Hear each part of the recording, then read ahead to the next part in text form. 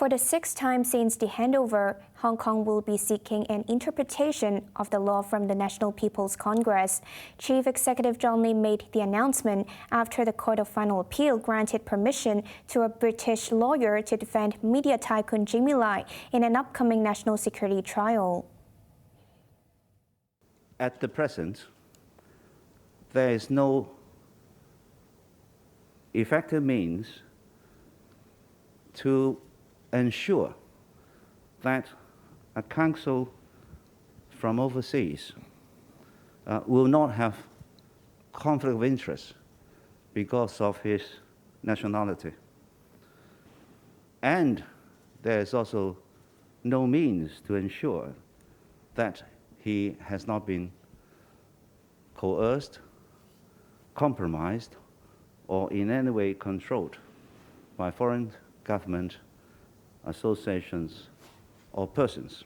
I trust that this matter will be addressed as soon as possible.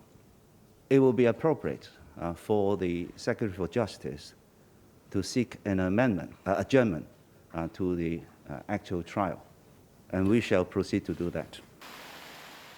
The national security trial, which has earned international attention, is scheduled to begin on Thursday. Lai has been charged with colluding with foreign forces and faces life in prison. The government's announcement came just hours after the Court of Final Appeal rejected a bid from the Justice Department to remove British lawyer Timothy Owen from Jimmy Lai's legal team. A three-judge panel felt that the department had made last-minute arguments which may jeopardize a fair trial. British lawyer Timothy Owen will be allowed to defend media tycoon Jimmy Lai in his national security trial.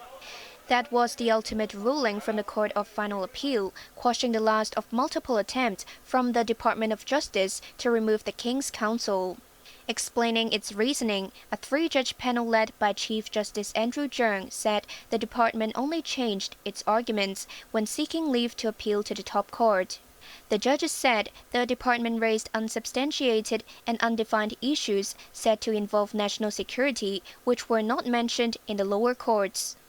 That included an accusation that overseas counsels from England have little to offer in national security cases because their experience are based on common law, contrary to China's legal system in which the national security law originates.